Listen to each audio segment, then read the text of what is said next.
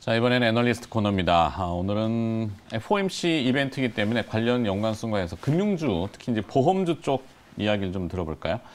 대신증권 리서치센터 증권은행 보험 애널리스트 박혜진 연구원 자리했습니다.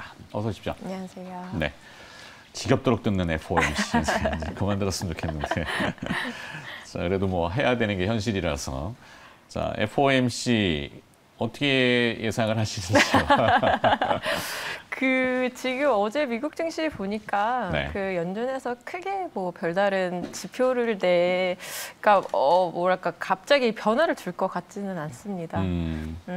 테이퍼링 그다음에 금리 인상 시그널을 좀 저희는 점진적으로 준다고 저는 생각을 하거든요. 네. 왜냐하면 그래야 금융주가 잘 갈 테니까요. 그렇겠죠. 어제 네네. 은행 섹터는 미국에서 어떤 영향이었는지. 은행주도 어제 내렸어요. 네, 어제 이제 대부분 대형주가 다 내렸고요. 은행주도 소폭 하락하는 모습을 보였습니다. 네. 자, 그럼 FOMC가 이 주목되는 부분이 있는데 FOMC와 은행주 연관성 어떻게 보실지. 사실 저희는 그렇게 보고 있어요. 이게 시기의 문제이지 네. 언제든 이제 테이퍼링이라든지 금리 인상은 시연을 할 거란 국내 말이에요. 은행주 얘기죠, 지금은. 네, 맞습니다. 네네네. 그래서 이제 얼마 전에 이제 이주일 총재가 하는 네. 그 100회 제가 지금 기억이 잘 안 나는데 아무튼 그 행사에서 네. 어떤 약간의 미약한 시그널을 준 걸로 전 알고 있어요. 강한 시그널이던데. 그랬나요? 네. 네, 그래서 연내에 어쨌든 금리 인상을 한 차례 할 것임을 좀 시사한 바가 있고요.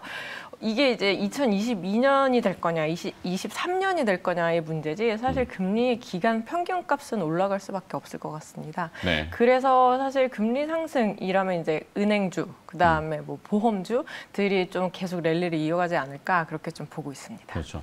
사실 채권 시장하고 뭐 좀 더 나아가서 이제 스왑 시장 쪽은 요즘 굉장히 소란스럽다고 하더군요. 예. 한국은행 네. 총재도 발언이 그렇고 네. 얼마 전에 총재 보의 발언도 그렇고. 네. 그래서 지금 우리가 이제 많이 흔히 얘기하는 프라이싱 할 때 네. 금리 인상 지금 3번 반까지 프라이싱이다. 네네네. 3번이면 3번이 3번 반은 또 뭐예요? 3번 반까지. 네. 앞으로 금리 인상을 3번 반까지 가격에 녹이고 있다고. 3번 반이요? 네. 네. 어제 들었어요. 네네. 수압 쪽 저기한테. 그래갖고 네.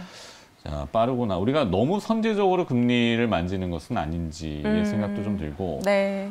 하여튼 뭐 금리 이슈라면은 은행주는 뭐 어쨌거나 그 여신 수신 금리 측면에서 네, 보면은 맞습니다. 더 빨리 움직이잖아요. 그렇죠. 대출금리가 더 먼저 움직이죠. 네. 네. 그래서 금리가 상승하면 사실 은행들 예대 마진이 좋아질 수밖에 없고, 네, 아마 이 얘기도 정말 굉장히 많이 들으실 것 같은데 실적이 뭐 좋아질 수밖에 없습니다. 그렇죠. 네. 당직 폐염치기?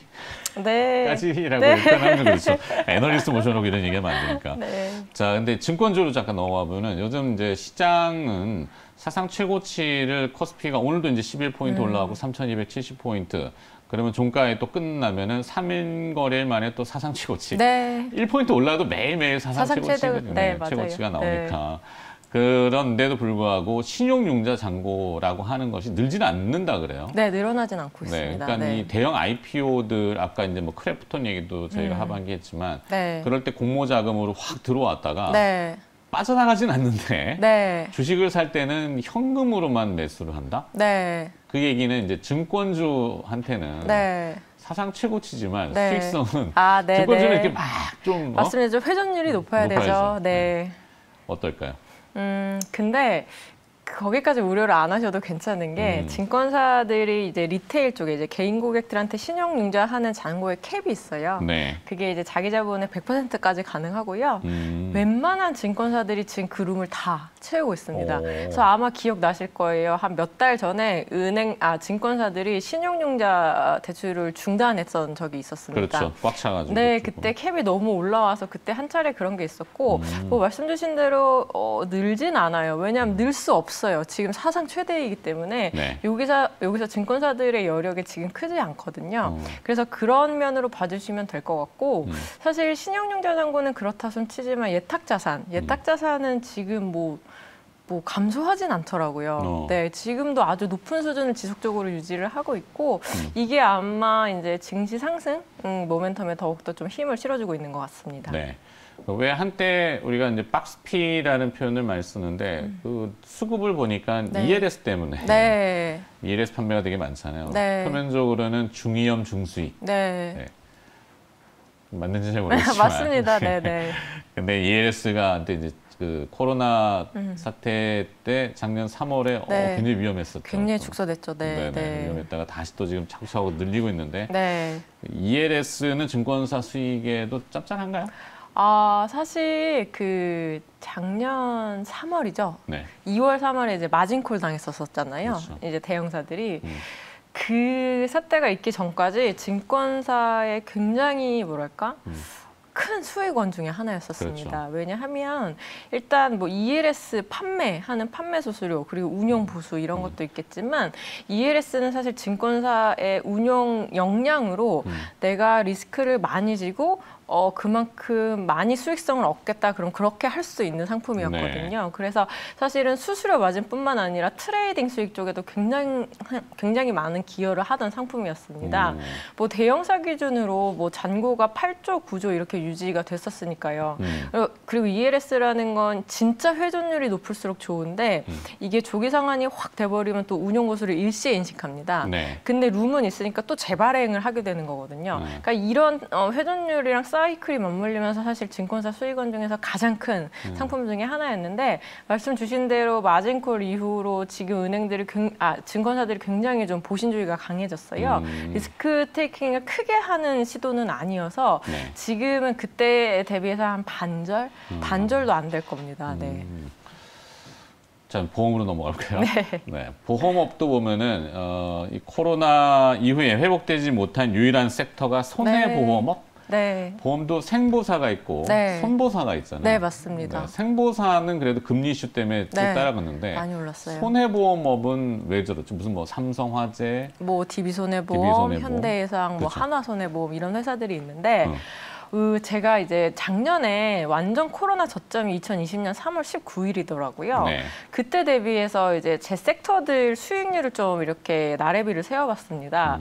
근데 생명보험사가 400% 올랐더라고요. 400%. 네, 하나생명 같은 종목은 진짜 저점 대비해서 400% 이상 올랐고요.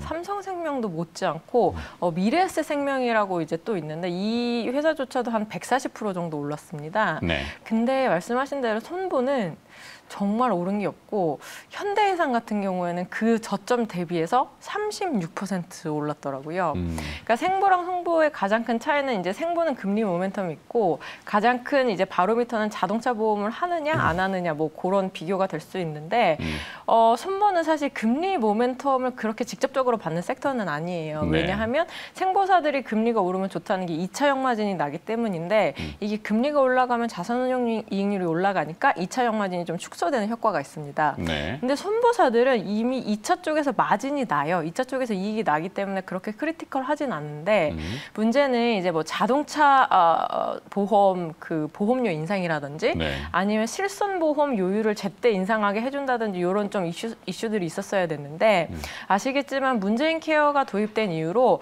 정부가 좀 실손보험료 올리는 거에 대해서 이제 문재인 케어 효과가 나올 수도 있으니까 좀 기다려보자, 지켜보자, 좀 요율 인상을 자제하자 이런 움직임이 이제 올해 초까지도 있었습니다. 네. 그런 것들 때문에 뭐 모멘텀이 완전히 뭐 소외가 되었고요.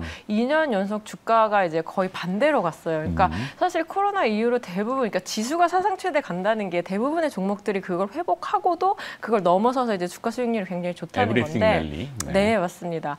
근데 손보만 혼자 이제 주가가 반대로 가더라고요. 그래서 지금 밸류에이션이 역사적 최저점이고 근데 그럼에도 불구하고 올해도 이익이 나요. 그러니까 작년에도 이익이 한 30% 정도 증이익이 났는데 올해도 못해도 20% 이상 이익이 납니다. 네. 그러니까 이 회사들이 수익성이 나쁜 것도 아니고 되게 영업을 잘하고 제대로 하고 있는데 다만 이제 모멘텀이 없다는 이유로 너무 이제 오랫동안 소외를 받은 거죠.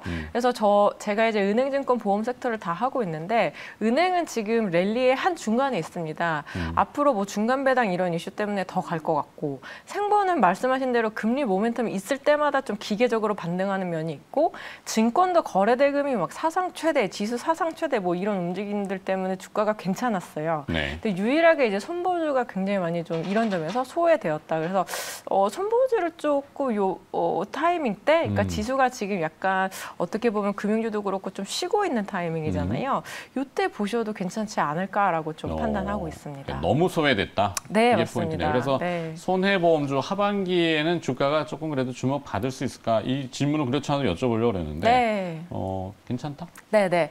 그 관련해서 모멘텀을 좀 두 가지 정도 말씀을 드리면 네. 손해보험사는 자동차 보험 손해율이 정말 중요해요. 이쪽에서 적자가 되게 많이 나기 때문에 이쪽에서 조금만 적자가 메이크업이 돼도 이익이 되게 많이 나는 그런 구조인데 그 안전속도 5030이라고 혹시 들어보셨는지 모르겠어요. 네. 이게 지난 4월부터 시행이 됐는데 50km 시내에서 네, 맞습니다. 50km. 저도 네. 뭐 그것 때문에 고백하자면은 답답하시다. 딱지가 날라왔는데 아, 진짜요? 제한속도 네. 50km인데 네. 63km, 그러니까 네. 13km 오버했다고 그래서 네. 좀 심한 거 아닌가? 네, 원래는 사실 60km였어요. 그래요? 네. 네. 그러니까 원래대로였으면 딱지를 안 떼셨을 텐데 이게 이제 차를 50km. 내려서 끌고 가야 되나? 이렇게. 네. 네. 뭐 아무튼 그래요. 그래서 50km로 제한이 되고 심지어 주택 하나 이면도로는 30km 미만으로 이제 제한이 됩니다. 학교 근처. 뭐 이런 네, 데도. 뭐 어린이 보호구역, 그다음에 이제 그 2차선 도로, 네. 그러니까 이면 도로 이런 데서는 30km 미만으로 제한이 되기 때문에 사실 사고율이 좀 내려가겠네요. 네, 실질적으로 많이 내려갔어요. 이거 시행 한 달 만에 경찰청에서 보도 자료가 나왔는데 사망자가 한 17% 정도 줄었고요. YOY로 중상자 수가 47% 정도 줄었더라고요. 이런 거는 사실 하반기에 손보사들한테 한 번 더 자보 손해를 개선의 모멘텀이 될 수 있거든요. 그리고 한 가지 더 뭐가 있냐면 올해 3분기 중에 나올 대책인데요. 네. 그 나이롱 환자 많이 들어보셨죠? 그렇죠. 사고가 났는데 네.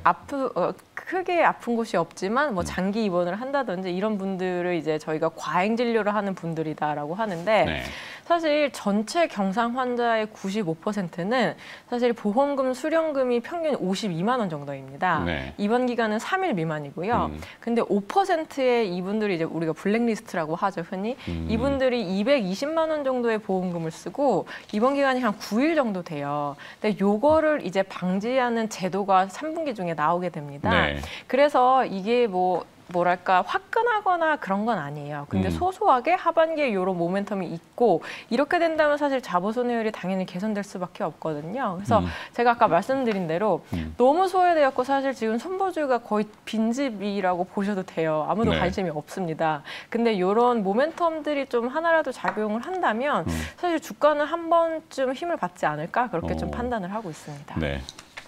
큰일이네. 몰입해서 듣다 보니까 시간이 다 돼버렸는데 네. 어떡하지? 네, 뒤에 두 개나 질문이 있는데 카카오 순보하고 손해보험주 투자전략 최선호주 하나만 네.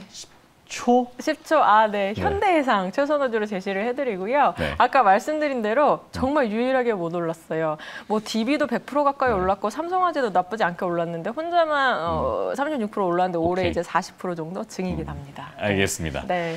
자, 아쉽습니다만 여기서 마무리하겠습니다. 대신증권 리서치센터 은행증권보험 애널리스트 박희진 연구원이었습니다. 고맙습니다. 네, 감사합니다.